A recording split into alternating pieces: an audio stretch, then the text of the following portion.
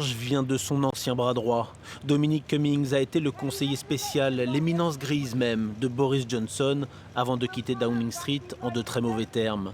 Il affirme aujourd'hui que le Premier ministre a bel et bien été prévenu à plusieurs reprises que les fêtes organisées à sa résidence étaient illégales. Mais selon Cummings, Boris Johnson aurait tout de même ordonné de lancer les invitations. Le chef du gouvernement monte à son tour au créneau. Personne ne m'a dit, et je suis absolument catégorique à ce sujet, personne ne m'a dit que c'était un événement contraire aux règles, qu'elle est à l'encontre de ce que je demandais à tout le monde de faire. Ça n'aurait pas dû se passer. Ce dont je me souviens, c'est d'être sorti dans ce jardin pendant un court moment, environ 25 minutes, et puis d'être retourné à mon bureau. Si Boris Johnson a bien été alerté, comme le soutient son ancien conseiller, cela voudrait dire qu'il aurait menti au Parlement. Son vice-premier ministre assure que c'est faux et tente de défendre le chef du gouvernement, car un mensonge devant la Chambre des communes pourrait entraîner la chute de Boris Johnson.